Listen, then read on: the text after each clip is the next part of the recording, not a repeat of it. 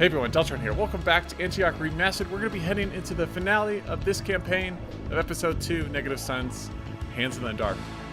But first, last time, to quick recap, the Protoss were able to apprehend Mox and Gurney. They're taking them to trial on Antioch, and this was after the Protoss learned that Mox and Gurney were threatening to unleash Zerg onto planets if those planets failed to pay for their protection. So let's get started. Oh, it is the epilogue. Okay, so I don't know if this will be playable at all. After the battle in the torn through highlands, Judicator Turmalis and his forces have returned to Shakuris, where the Terrans will soon stand trial. In the Judicator's absence, Krillian has continued construction of the new Executor's Citadel. Though New Antioch has weathered attacks from both Zerg and the mysterious subterranean Protoss, there is little question that the storm has far from passed. Okay, so we still don't know who those Protoss, the White Scouts, were that killed Norak and Korun. And there's still Zerg on Antioch as well. Okay, so I think, yeah, Mox and Gurney are on trial. What's his name? Ian Anduin is not on trial. I don't know if he was taken back as well. We'll see. The path has been paved. The master will rise again. No idea what that means. Executor, your assistance in this matter has been greatly appreciated. The matter of the Terran sentencing is yet to be determined, but I am confident that your council will come to a satisfactory decision. Pardon the interruption, Judicator, but there is something Moloch wishes to discuss with you. Never a dull moment. Okay, that was quick. Meet Moloch at the Southern Caverns per his request. All heroes must survive. We still don't know what's up with Nanotheridun or where he is. Shakuris. New Antioch base.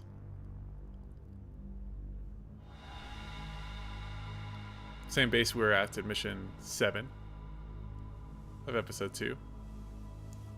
It's pretty cool. So you have like the Corsair models, the StarCraft 2 Corsair models, and then Krillian has his own Corsair model. You summoned me? Quiet. I'm listening. What is the meaning of this? He has stood here in this manner now for 10 minutes straight. It's down there. What? The Cerebrit. You cannot mean... The same Cerebrit I killed with my own blades on Ire. And it is not alone. More Zerg? No. More Protoss. To be concluded. 1999 to 2016, Auspex Studios. Wow, we got the White Protoss showing up. You know, what an ending! What an ending! So the Cerebrits with these renegade subterranean Protoss, and that's it. That's it for Antioch Remastered. But wait, episode 3 has been released, and I will be playing that. I'm pretty sure. Yeah, I'm really excited, and I want to know more, like what's going to happen to Mox, what's going to happen to Gurney. We have the Protoss, which are all really interesting. Are we going to see Ian Anduin again? Is Trench going to show up again? I'm sure there's going to be new characters introduced. I'm really excited. Are the Kellenborn and Combine going to take part of the story, or is there going to be some Zerg presence besides just random Zerg being there? Is there going to be like some Zerg leader that appears, or is it all going to be either the Terran or this like renegade Protoss tribe that are helping the Zerg? We will find out in episode 3, and I'm pretty sure I'm just gonna get right into it. So this mission is gonna be released like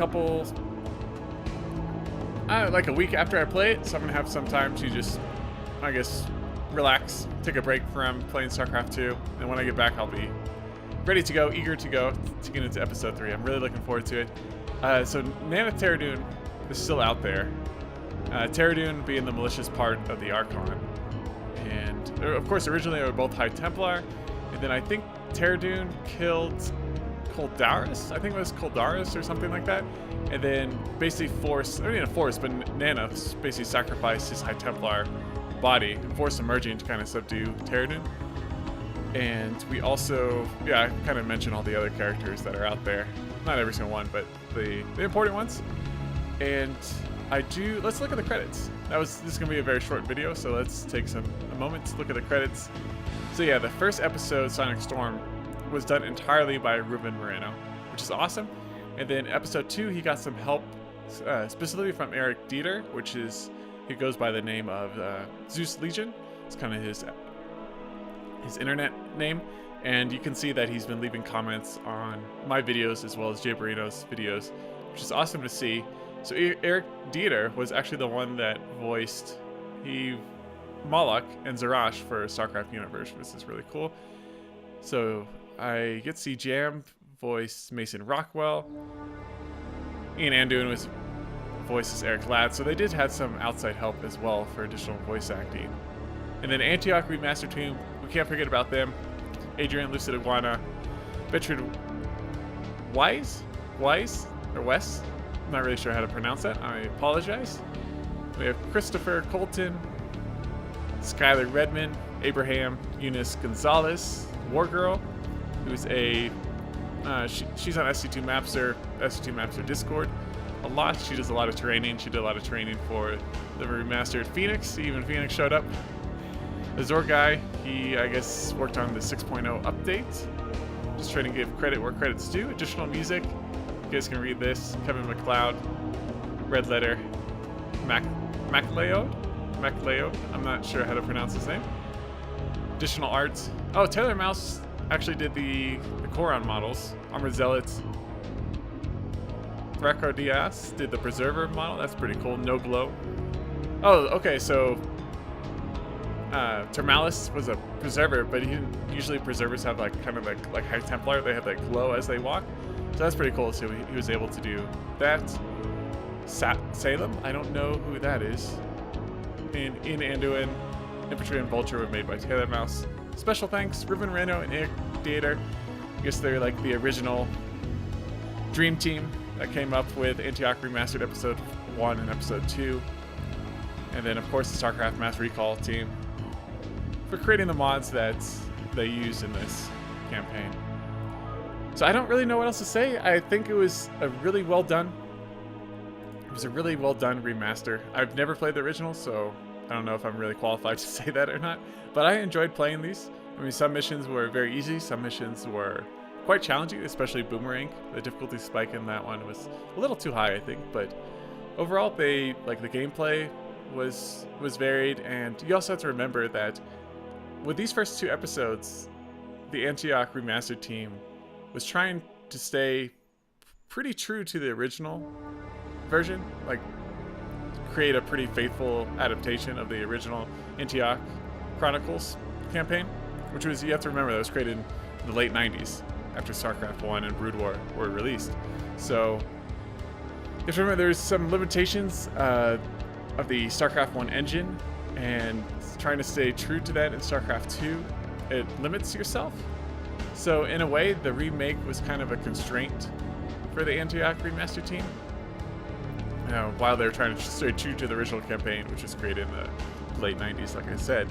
So in one way, Episode 3, they were able to kind of break free from those chains of having to stay true, and they could be more creative. I'm pretty sure they there was some like story that was written for back in the day for what would have been in Episode 3.